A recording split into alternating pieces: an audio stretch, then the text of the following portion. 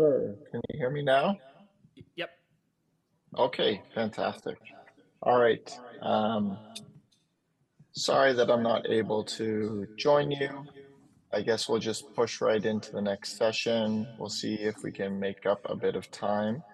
So I'm just going to pull up uh, the bio. So introducing someone who obviously needs no introduction, Dr. Andrew Krahn, professor of Division of Cardiology at UBC, funded by CIHR with over 500 publications to date, and founder of the Hearts and Rhythm Organization, as well as past president of the Canadian Cardiovascular Society and Heart Rhythm Society. So, Andrew, whenever you're ready, please go ahead with your presentation. Thanks, Zach. Is this on? No, not yet. Okay. So about 10 years ago, I came to the realization that we needed to convert some of our data collection processes into collecting source data and looking for the digital information that was the basis upon which we generate things like diagnostic test results and clinical letters and so on. And so we began the process at HiRO of collecting digital ECGs and then broadened that to the capability of cloud-based storage of imaging files with DICOMs and then clinical letters too, which in principle are well suited to what's called OCR to extract, if you like, digital health information about participants. And this culminated in our first AI project, and I was inspired by a group of young people, including Jiang, who's going to be one of our speakers, who is a cardiology resident about to start a digital science fellowship at UCSF. And prior to that is Cheung, who did his EP and digital fellowship at UCSF. Robert Avram, same thing. And so we now actually have a collective team, including some staff members and so on, who are involved in this. And so it's, again, it's kind of nice to steer the ship without being an expert at it. And so I'm quite enthused by this area. Heart Rhythm Society is actually writing a series of kind of user-friendly modules on how AI can be applied to heart rhythm-related disorders. So I find this stuff all very cool. So you might notice on my, can I go back? Does this make it back? Yeah, you might notice my credentials have changed. So I'm now Andrew Krahn, MD, HHB, which is happy has been. Okay. And I literally put that on there because I really am happy. So, so here's an example. So if you're, I'll use a little bit of the lingo. So most people are familiar with ChatGPT, and the free version of this is 3.5, and then the subscription version is 4.0. Or 4, and then, so this is the new 4.0, which is the letter O, not the number O. And the 4.0 is the image generator. So this is extremely controversial because, in some sectors, because, for instance, my daughter, who's a digital artist, does video game design. They're outraged by the fact that some of their creativity and work is being undermined by automation. Not perhaps unlike the factory workers being put out of work by automation in the auto industry or in agriculture and so on. But so I asked for to generate an image around genetics and cardiovascular medicine. And it generated this. And I thought, that looks, and I said, give me a nice dark background, give me some graphics and this kind of stuff. And I thought, this is pretty cool, right? And then look what a horrible job it did of the EKG. So then I said, okay, well, I'll teach you. So I gave it some EKGs to look at, including some of long QT and stuff like this, so we could actually see what's going on. And it couldn't work any magic at all. So I told my daughter she doesn't need to find a new career.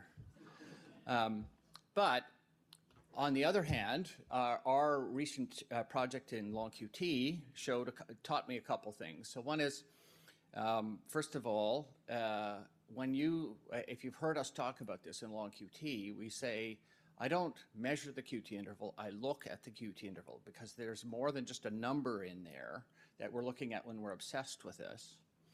And in fact, people have sent EKGs to me all my career saying, you're the guy obsessed with long QT EKGs. Can you tell me, what do you think this is long QT? Which genotype do you think it is? And we proved with our AI algorithm based on 1,000 patients and about 4,500 ECGs in the HiRO registry that the algorithm is better than me. Okay, and I think I'm probably as good as it gets from the standpoint of a clinical interpreter. So it's measuring and looking at and evaluating content that we are not necessarily seeing and can put our finger on what it is about that T-wave morphology or change in the EKG signal that seems to fit with long QT. So there is hope for utilizing these tools, even though it doesn't do a very good job of actually creating an ECG. So is there any way to get, I updated the slides early this morning and they said they were going to be presented. These aren't the right slides. There's just a different version of the same file format that I uploaded into the Google Drive this morning and talked to Simran and she talked to EB. Doesn't matter. Okay.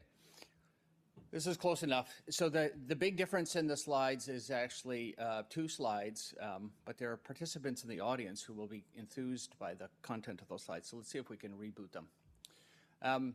In the interim, I'll tell you, this was in the pack. And so this is, we'll call it a young person who has an unexplained cardiac arrest. And she has a history of hypertension, and it's been well managed. And on presentation, she had slight hypokalemia. Her echo shows a bit of LVH. She probably had a bit of unrecognized hypertension for a while. And she goes through all the usual Casper workup and finds nothing. So she has unexplained cardiac arrest. And now the question is, can we figure out what she has, or what caused it, and more importantly, what the prognosis is and its implications for her family? So I'm looking at there we go. Just keep talking or keep listening. This sounds like the conversation at home.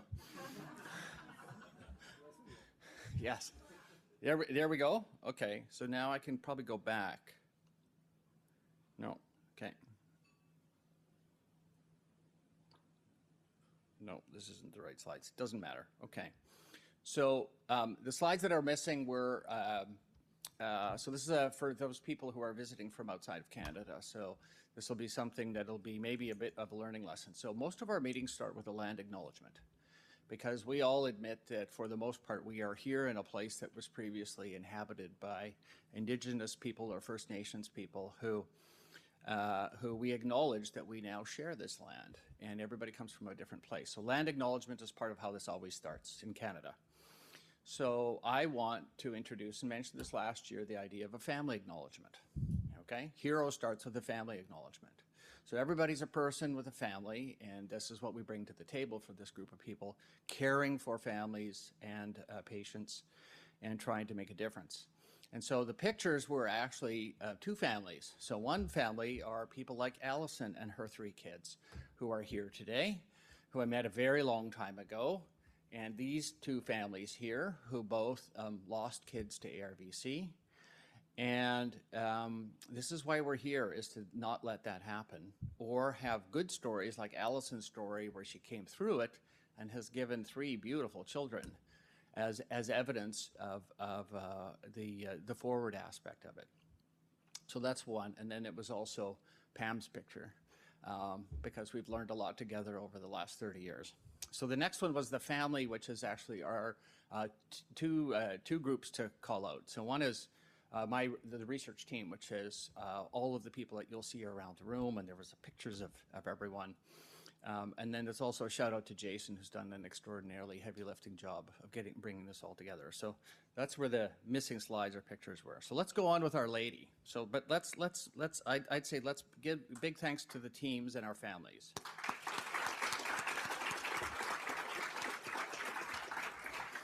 Okay, Zach, I'll move on quick. Okay, I promise. Okay.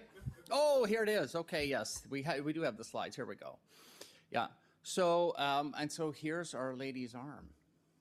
Okay, I didn't show you, that wasn't her real picture, by the way, from a disclosure perspective, but we have an arm. And if you can't read that, it says Boston Scientific Idiopathic VF, ICD and meds, no MRI.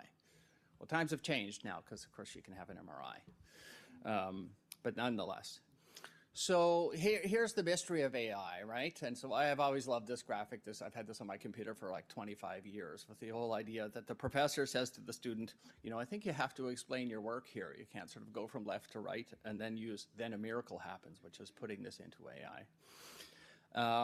And so explainability is a big deal. But here's her ECG. And I think it's fair to say most people would not look at this ECG and go, oh, this lady's in trouble, right? They'd look at it and go, huh, looks pretty good. Even Dr. Martin Green, who taught me about EKGs and got me obsessed, would say, that looks pretty normal, I think. Okay, Marty can live with it, okay? Okay, but 3 years later, she gets a shock from her ICD, okay? And then you can have a normal EKG and have CPVT, or you can have, in theory, you can have long QT, or you can have early repolarization syndrome, or you can have short coupled VF, or in principle, you could be at the earliest phase of an arrhythmogenic cardiomyopathy with a normal ECG. Okay, and you wonder whether, just like our long QT lesson, there's something hidden in there that we might know. So, anybody remember this? Yeah. So Philip Dick wrote a book in the 50s, and then this became a movie with Steven Spielberg, Minority Report. And what we want to do is have AI be the precog, right? Lying in the pool, knowing what's about to happen. Okay, and so the hope is, and we're working on this actively right now with the Imperial College group and the University of Washington group around the idea of predicting when a cardiac arrest will happen. Because, of course, one thing would be to say, what does our lady have, our middle-aged lady who's already had one?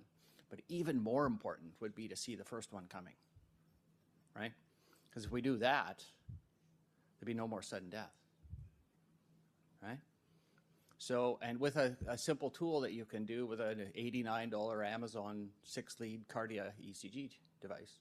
It's less in the US, I know, Dominic. Anyway, okay, thanks, that's it.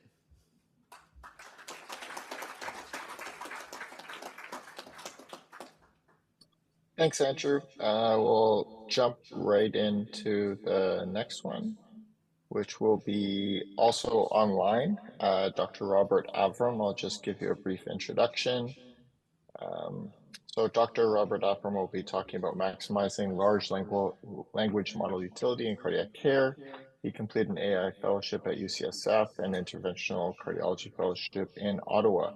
He's currently an interventional cardiologist and AI researcher at the Montreal Heart Institute, affiliated with the University of Montreal, where he leads the HeartWise.ai lab to develop, validate, and deploy AI algorithms in healthcare and cardiology.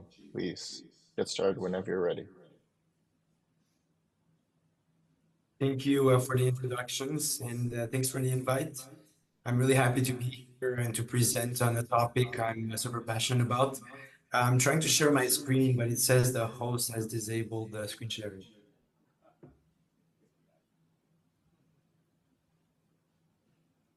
Okay. Can you see my presentation?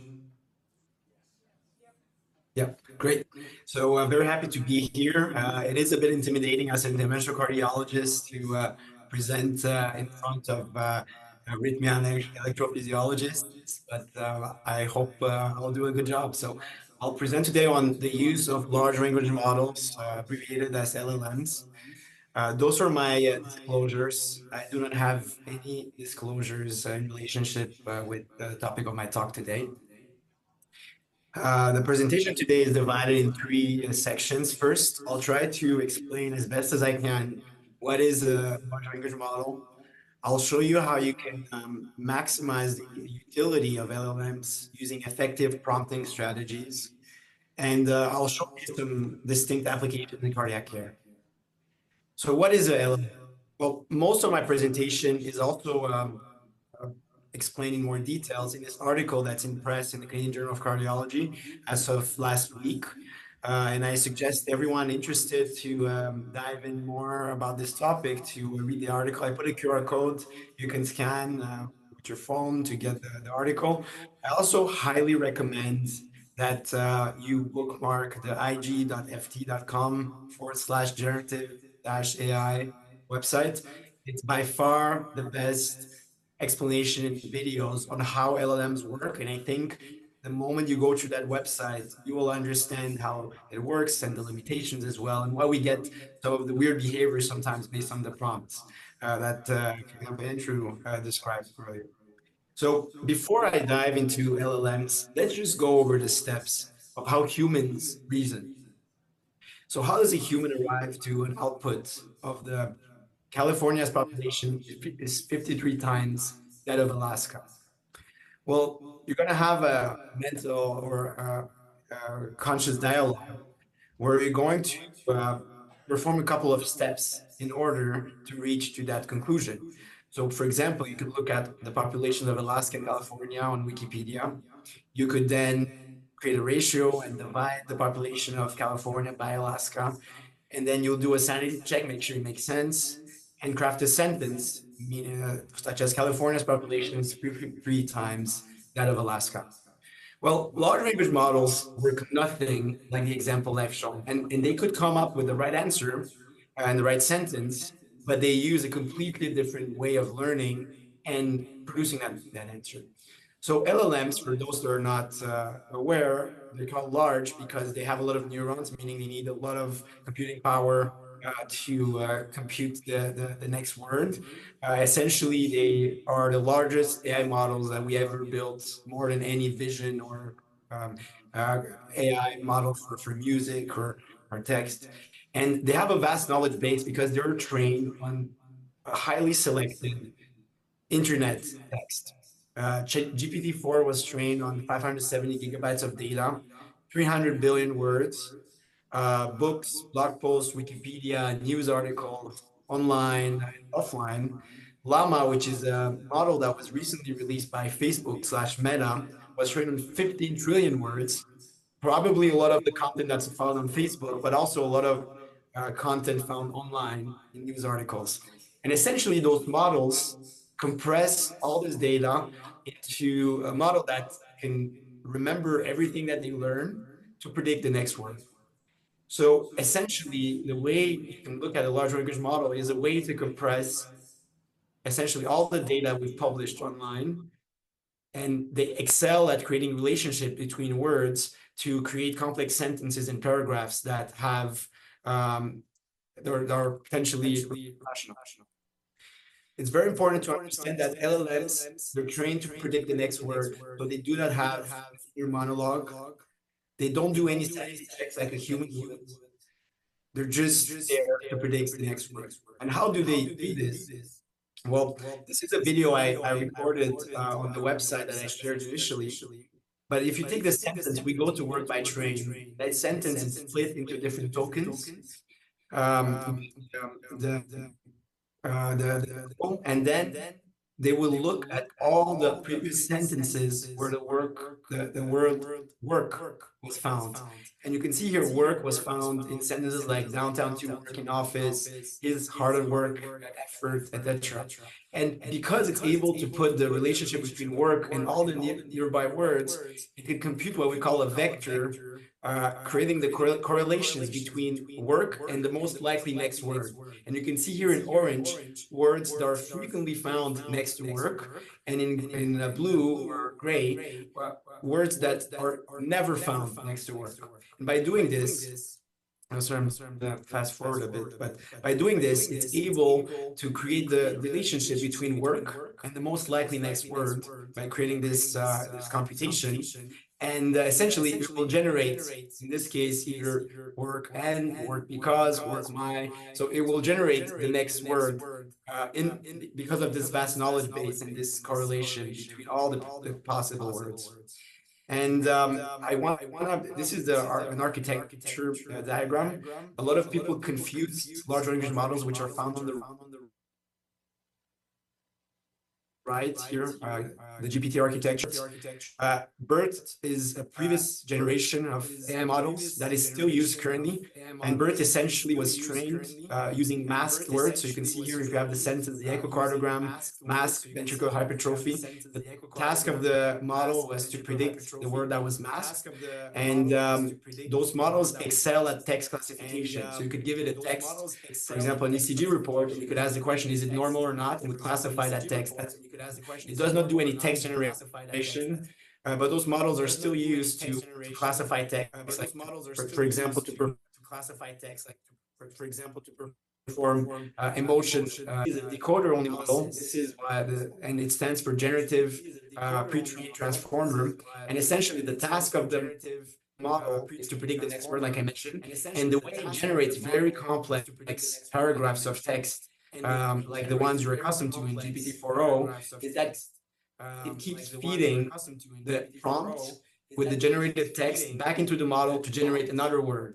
And then it feeds that prompt with the new word again into the model to generate a subsequent word. And by doing this over and over and over, it can generate 4,000 or 8,000 words, but all coherent. And essentially, you can understand that if there's an error in the words it generates, the model can be steered in a direction where it's going to start hallucinating or creating false information because it's the feedback and the error gets compounded by getting fed back into the model's new input.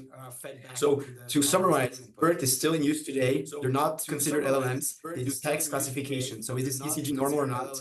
GPT is the architecture behind all large language models. They do text generation. So for example, you could say, generate me a normal ECG report, and it will generate the text that goes with a normal ECG report. Perhaps the most important part of my presentation is how do you maximize the utility of those LLMs. And you will understand that because the feedback, the prompt gets fed into the model, and then the output gets fed back into the model as new input, the prompt is essential to steer the model in the right direction. So LLMs are just trained to predict the next word. They just want to imitate the training data. So they're going to generate words. They don't want to succeed, meaning they don't want to reach the right answer. And that's a very important distinction between how we reason and how LLMs generate the text. So one of the first prompting techniques is to ask the LLM to succeed. So just adding a sentence such as make sure you have the right answer in a difficult question will increase the accuracy of the LLM in the output and the actual correctness of the answers. And you can see here, zero shot here is essentially just asking a question. And then you can use those type of prompts to increase the accuracy. And I will go over what COT means, which is chain of thought prompting. But you can see that if you say, like, before diving into the answer is after the proof, or by thinking, let's think like a detective step by step, or you're a leading expert on this topic, you can see the accuracy increases for 17%, all the way up to 72 or 77% according to the different types of prompts.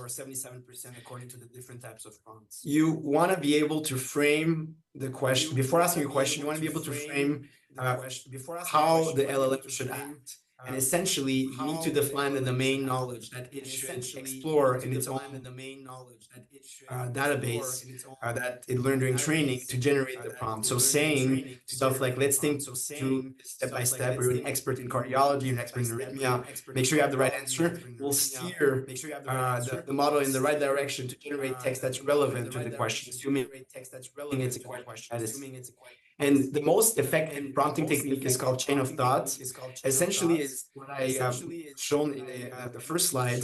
When we're looking to determine the population of California in relationship to the population of Alaska, we want to break down the problem into steps. Instead of just asking a question like, what is the population of, or how many times more is there people in California compared to Alaska? You want to break it down in 3 steps, and you want to ask the large language model to go down on each step and output the answer. And this will increase the accuracy of the final answer. So for example, if you want to have a task of translating a document from English to French, you could break down the problem by saying, first, let's think things through step by step. First, understand the English text, think how to express these ideas in French, and generate the French translation. You can try using just a simple instruction of translate this text from English to French, or using a chain of thought prompting, and you'll see 2 different results. And usually chain of thought leads to more comprehensive answers, more complete answers, more accurate answers to the questions. It's also important to give examples on the domain knowledge that you want the AI to answer. So for example, if you want to have an assistant to complete a task with a single email, you give them context, make the goal clear, and share examples of success. Well, in ChatGPT or other LLMs, the way you can do this is by uploading PDF files or images to ask as a knowledge base for the LLM to answer those questions. Keep in mind, LLMs have knowledge cutoff. So ChatGPT 4o was trained with data up to October 2023. If there's any new guidelines that come up after that, or if they never saw like the long QT guidelines, for example, in their training data, it will not be able to answer accurately questions about long QT. However, if you upload a PDF file of the long QT guidelines and you structure your prompt using chain of thought, you're an expert in arrhythmia, you're going to maximize the answers for the large language model.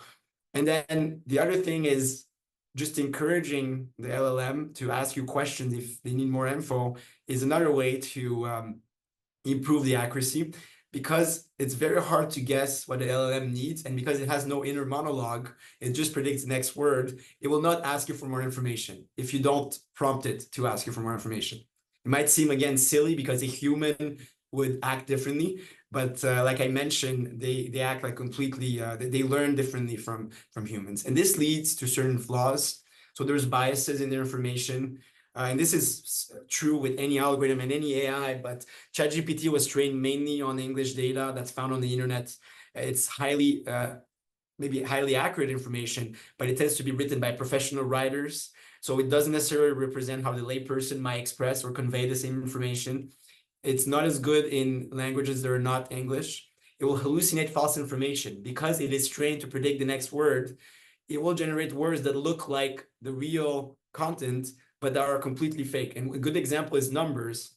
Essentially, it generates the numbers like the PubMed references. So they don't know what they do not know, and they will generate words that look alike the real information, and they won't tell you that this is completely generated. So be careful with numbers, be careful with information that it hasn't seen in the training data, which is not available on public domain.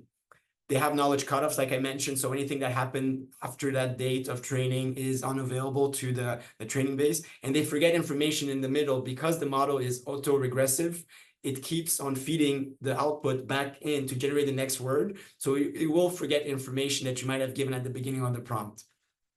I'll briefly go over applications in cardiac care. This is more summarized in the paper, but there's application for research, such as summarization of abstracts, rewriting certain parts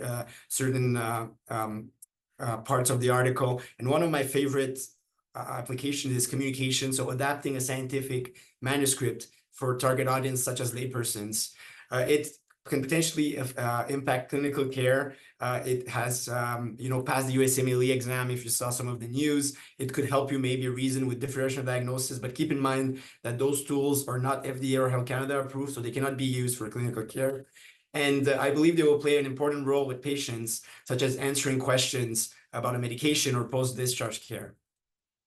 Briefly, I share here a case study, and you can go over the slides, of using chain of thought prompting to write an abstract on a manuscript for Vascular 2024 or CCC 2024. And essentially what I wanted to show is you can load previous examples, like a previous abstract that you wrote in memory, to steer the model to write an abstract in your own style.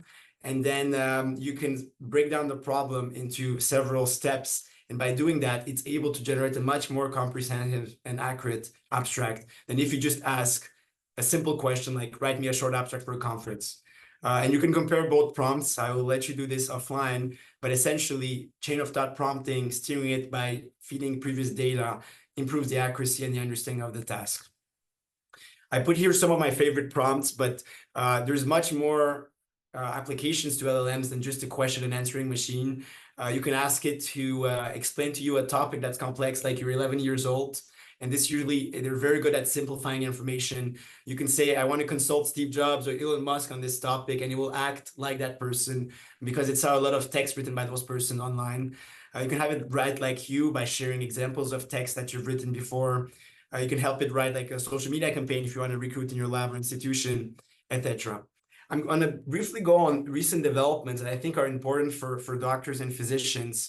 So all those models like ChatGPT, they use your data for training. And there's ways you can make it privacy focused, but by default, they will reuse your data in their training in the future. So there's a big focus now on locally run, privacy-focused LLMs, and my favorite one is Llama. Llama is a model that was released by Facebook, and you can use a software like LM Studio, which is free. I'm not affiliated with it in any means, and this software allows you to download the model on your laptop and allows you to run an LLM on your laptop without any internet access. And because it runs locally, the data does not leave your computer.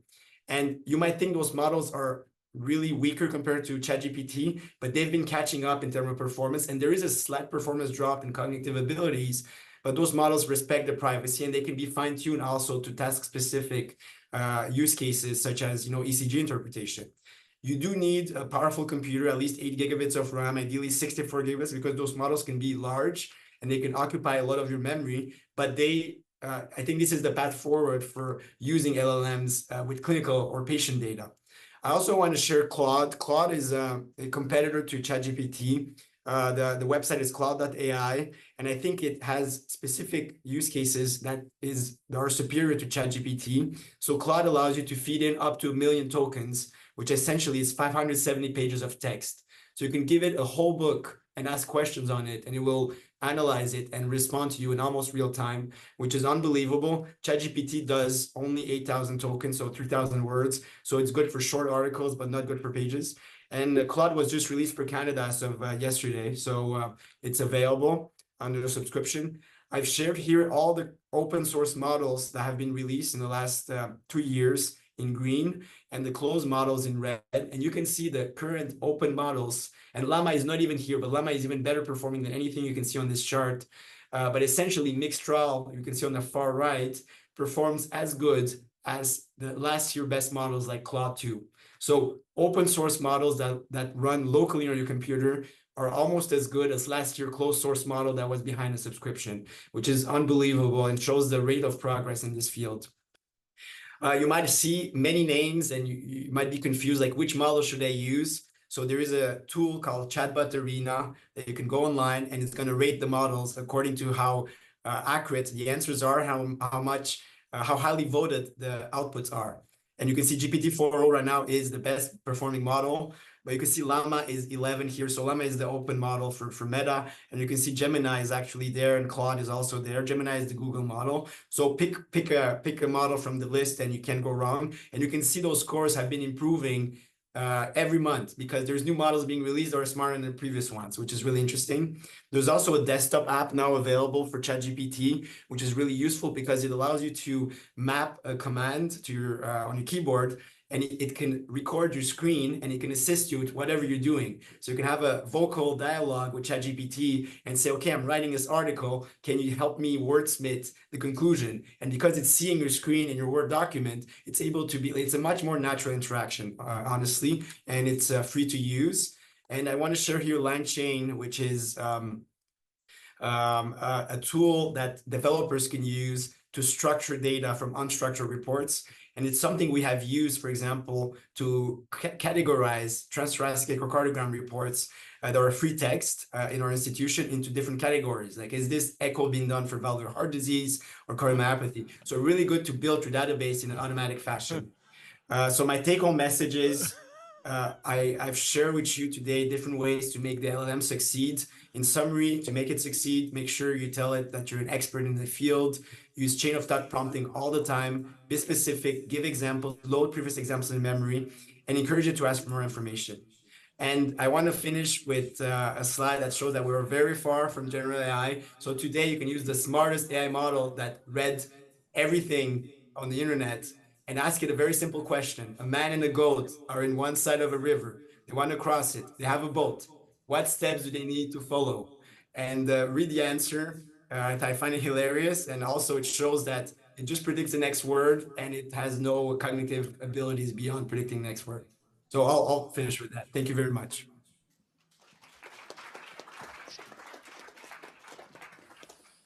Okay, fantastic presentation. Just to note to the other speakers, we are running a little bit behind, and the target is to let people have lunch at some point. So we have 2 more talks. I can just probably not go at the end, and then we'll just have likely a very abbreviated discussion. So moving right along, I'd like to introduce Dr. River Jiang, who will also be virtual. River is a cardiology resident at UBC. He's interested in the application of machine learning in cardiology, and he will be starting a fellowship in ECHO at the University of California, San Francisco, as well as a research fellowship through the UBC Clinician Investigator Program starting in July. Please take it away, River. Thanks. Hi there. Hopefully you can see my slides. It's a pleasure to be invited to talk, and it's also a pleasure to follow Robert Avram because I'll be literally following in his footsteps in 2 short weeks down to UCSF. Thank you everyone for having me, but I'll be brief for this presentation so you guys can all have lunch. So I'd like to just go over this project that we did through HiRO, looking at using deep learning for screening and genotype prediction of congenital long QT syndrome. So of course, I don't have to introduce the long QT syndrome to this audience, but the aim of our project was to develop an AI model that can detect long QTS and also distinguish between the 2 most common genotypes with causative mutations in the genes KCNQ1 and KCNH2.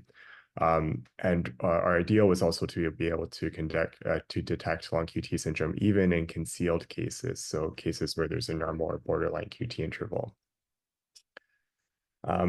This project was only possible through the use of the data in the amazing HiRO registry. So since we are based out of UBC for this project, we termed the UBC Hospital and BC Children's Hospital data the internal data set, and then we used external data from Quebec Heart and Lung, Montreal Heart Institute, McGill, and Salisbury Children's Hospital. The internal data set was used for training and validation of the model, and the external data set was used only for validation of the model. And this is to prevent leakage of data so that we can accurately validate the model's performance. We used a case control setup for the study design. So we looked at long QT patients who consisted of probe bands and affected relatives with a pathogenic or likely pathogenic variant in the 2 causative mutation or 2 causative genes. And then for controls, we looked at first-degree relatives of patients who were referred to the clinics who either tested negative for a known variant or did not have any phenotypic evidence of disease. We chose to exclude first-degree relatives of patients with gene-negative probands because they would not have any causative mutations. We also did a second larger external validation cohort through the Montreal Heart Institute, which consisted of consecutive patients that were referred to a clinic for suspected long QT syndrome. This also included variants of unknown significance, which were manually curated by Dr. Gondrin and Dr. Tadros.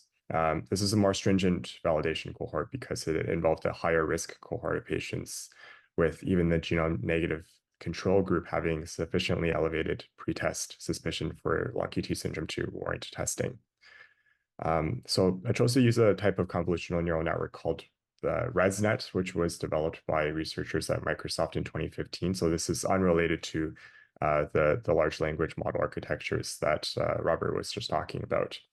This model was adapted for time voltage data for ECGs rather than for image recognition, and trained for the task of detecting long QT syndrome from controls and also distinguishing between the 2 subtypes. The specific architecture and hyperparameters were chosen through this empiric process of systematic testing called a grid search. This is a constant diagram that shows the flow of the patients involved in this study. So overall, we had a total of 4,595 ECGs from 1,010 patients with clinical suspicion of inherited arrhythmia. Over half were female, so 59% were female. The median age was about 42 years with a high standard deviation of 18. And as you can see, we had a wide distribution in terms of different ethnicities, self-reported ethnicities from the patients.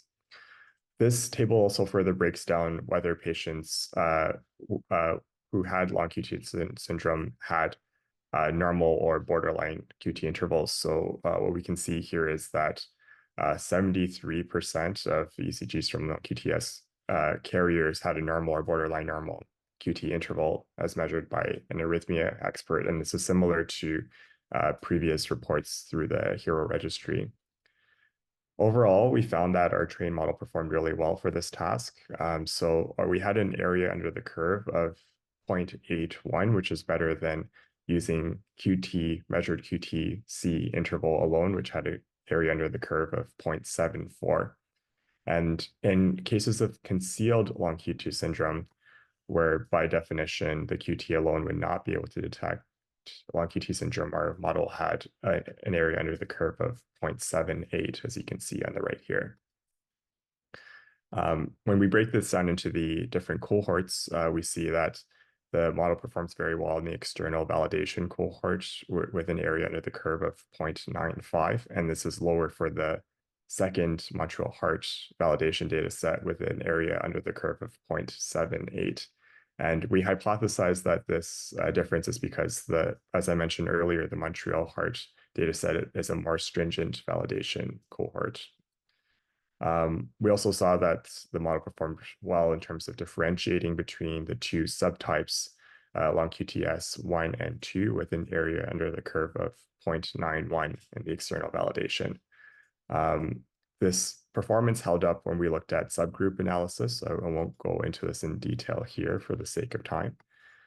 And when we looked at the F1 score and sensitivity for the model, and we compared that to human experts measuring the QT interval, we found that the model performed very well with an area under the curve of 0.92 and sensitivity of 85% versus a sensitivity of only 35% for human measured QT intervals. And this held up when we also looked at normal or borderline normal QT intervals, as you can see here. So to summarize, we trained a model to detect long QT syndrome on a 12-lead ECG on a population predominantly consisting of patients with concealed long QT syndrome, as you saw from the baseline characteristics. And this model is also able to distinguish between the two most common genetic or genotype variants. The performance was robust across the different centers, ages, sexes, and ethnicities. And it also outperformed manually measured QT intervals. We released the model as well as an online tool where you can upload XMLs of ECGs and try the model and see what the predictions are. In terms of the strengths, we saw that the resting QT interval alone was not a reliable indicator for identifying long QT syndrome.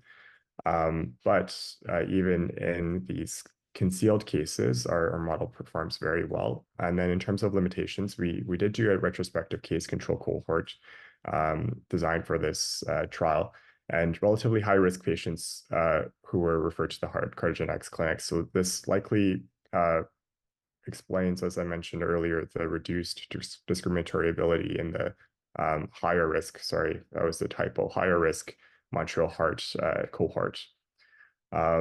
And the methods also differed slightly because all of the patients in the Montreal Heart cohort were referred for suspicion of long QT syndrome. And so by definition had a higher probability, pretest probability, and were more difficult to differentiate from healthy controls. We also only looked at types 1 and 2. We did not look at the other subtypes because we didn't think that there was enough data to adequately train and validate the model with this initial project. So with that, I'll wrap up. And sorry for going quickly, but of course, I'm happy to answer any questions at the end. Thank you. That's great, River. Thanks very much. Fantastic talk. We'll move right into the next one, introducing Dr. Chris Cheung, who is presenting on AI and cardiomyopathy. Dr. Cheung is a cardiologist and EP at Sunnybrook Health Sciences Center at the University of Toronto, completed medical training at UBC, and advanced EP fellowship at University of California, San Francisco. That's obviously a trend that I think we've been seeing across multiple speakers, but he also completed a clinician investigator program and Masters of Public Health and Epidemiology. So please, Chris, take it away. Thanks. Great. Hello. Thanks for the introduction, Zach, and thanks for the organizers for the opportunity to speak today. Really excited to talk to you about this topic and really highlighting some of our preliminary work in this space. And I know I'm one of the last second last talk before lunch, so good thing is I can speak fast, so I'll accelerate as we go. Exactly. Okay. Some of my disclosures. So I'll breeze through this a little bit, but we know that ARVC has a prevalence of between 1 in 5,000 to 1 in 2,000, accounts for about 10 to 11, 12% of sudden cardiac death. And we know that the diagnosis of ARVC is through a combination of criteria. The ECG, of course, has a variable sensitivity and specificity, structural evaluation using an echocardiogram, cardiac MRI, or a tissue biopsy, and then family history, genetic testing as well. And most of these diagnostic tools that we have, apart from genetic testing, typically requires the patient to have largely clinical or manifest disease. There has to be some change that has already occurred before we can make that diagnosis, apart from genetic testing. Now, that being said, that's a limitation because some patients may be de novo and their first presentation may be in a ventricular arrhythmia.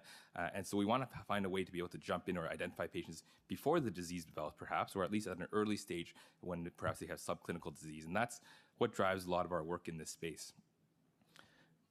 We know that ARVC genotypes are variable. There are a number of genes that have been identified to be causative of or associated with ARVC, and these are a few of these are listed on the page here.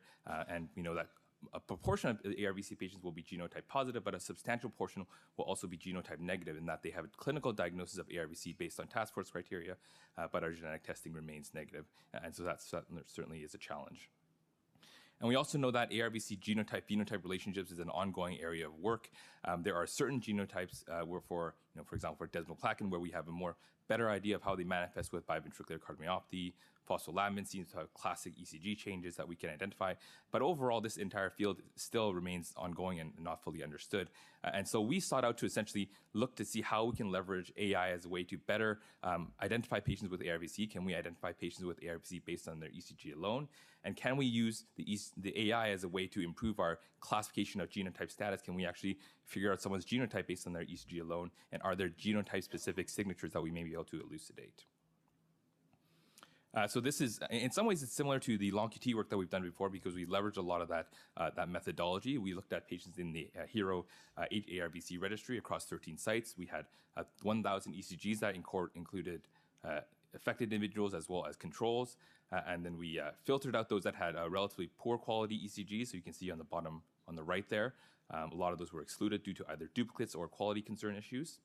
And then we ultimately had about 680 ECGs that we split up into a training and validation set, as well as a blinded test set from 4 separate sites. And it is critical that we had a blinded test set from 4 separate sites so that we did not train our AI to learn one particular institution's ECG pattern because that institution may have a higher level of ARVC diagnosis. So for example, if they're coming from one institution that has a much higher rate of ARVC diagnosis, then if we train it just based on that pattern of ECG where it was done, then that would not be a true evaluation of the ECG performance. And so once we did that test, we then also split up our group into an internal, a training and an internal validation set. And similar to what River just presented, we used the same methodology where we used a convolutional neural network as well as a residual neural network and just compare these 2 neural networks. And we had 4 primary questions. The first question was ARVC ECG detection. The second question was not looking at ECG, but looking at a by patient detection of ARVC.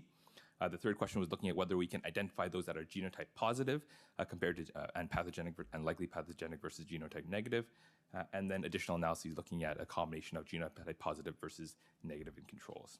And like I mentioned, we trained and validated this on approximately a portion of the ECGs and then had a blinded test set that were completely unseen by the AI from separate HiRO sites. And so this is just largely to summarize how our model works, but I think River already did this a lot of justice, so I'll just skip through this. So we had two primarily neural networks that we used. So our primary conclusion and our primary analysis was looking at, can we use the AI to identify what is an ARVC ECG?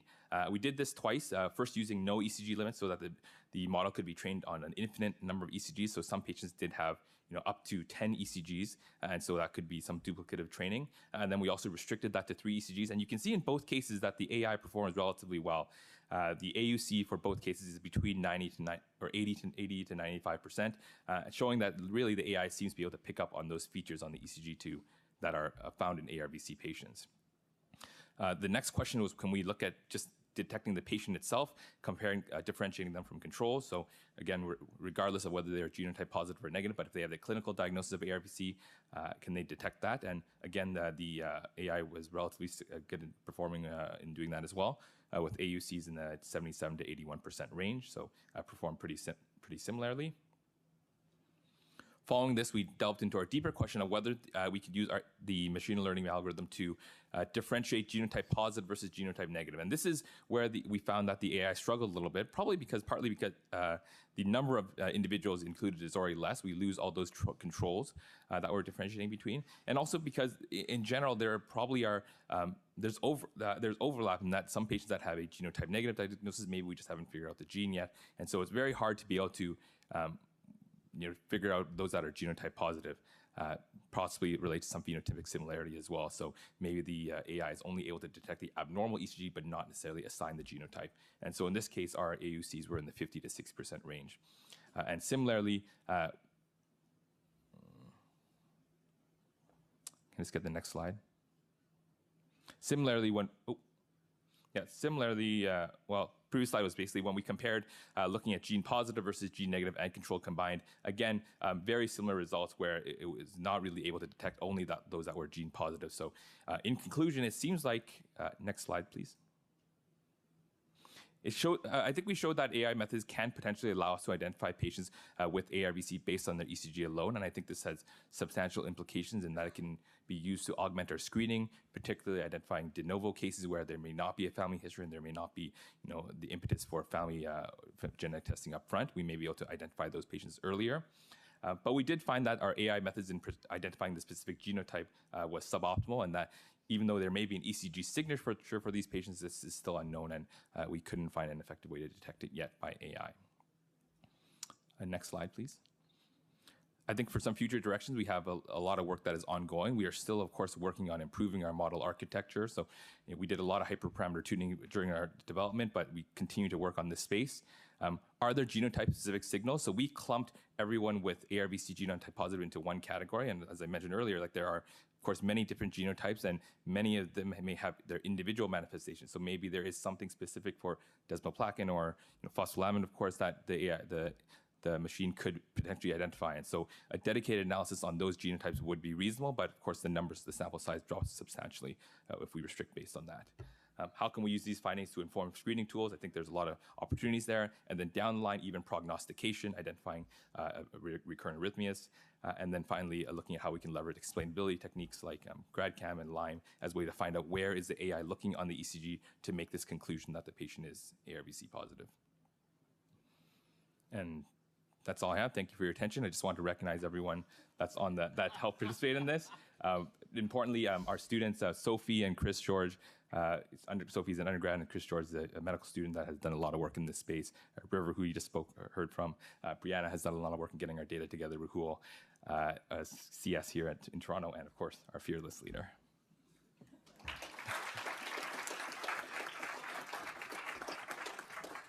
Thanks, Chris. Another fantastic talk. I'm going to make the executive decision of canceling the final speaker, which is myself anyways, so that we have just a couple minutes for questions.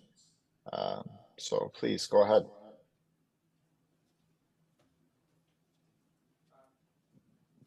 Paul.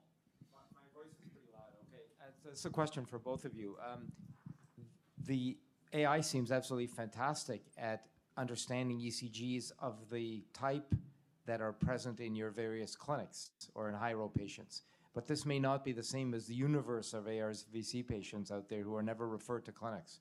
who may be less symptomatic, who may be different in many ways. Same for long QT. So how do we approach the generalizability issue of the kinds of ECGs and the kinds of patients that are studied in your clinics may or may not be representative of the universe of ARVC or long QT patients respectively? Well, I'll start by saying I think the pragmatic answer to that is illustrated in the long QT project, where when you said, here's half the patients have genotype positive long QT, half are their unaffected family members, then the model performs at 95%, but the pre-test probability is enriched by the context, right? Then when you apply it to the Montreal Heart Institute population, which are patients coming in with a borderline QT for evaluation for long QT, the performance goes from 95% down to 80%. So that shows you that it's all about the nature of the population that you screen. And so one question is whether more data will actually improve that. And the answer is it probably will, but not a lot. So you'll still be left with unmeasured factors. And the question is, what are those unmeasured factors, and can we figure out what they are to boost the performance? Because screening is all about low pretest probability of disease, right? So I don't have an answer for you, but I mean, 80% is a lot better than nothing. You know, if you take the HIV literature, we can't afford with rare diseases even 1% false positives. It leads to disaster. Yeah, I mean, it turns out that long QT is a sexually transmitted disease, right? With a potentially fatal outcome. So it's a public health issue if we can detect it and prevent death from it. Yeah, I mean, a little tongue-in-cheek, but I do mean it. What a note to go to lunch on. Sorry, cover your kids' ears. Too late. Maybe just one last question, or Chris, do you want to handle that also? Well, I just echo those responses. I think we have to do a lot of work to make sure that we clean up our data, to make sure that we are training it on the correct data, making sure we have a good sample of control. So, for example, in the ARVC work, we had both ARVC negatives, but also an entire set of controls, still from HiRO, but more general controls. We also make sure to differentiate by site so that we're not training on site characteristics. So I think there's still work that can be done when we make our model to make sure that it's more broadly applicable. But still, like, I completely agree that we still have to externally validate these models, and that is the biggest challenge. We have to externally validate them. Great. All right. So I think that concludes the morning session. And Zach, I'm sure your talk was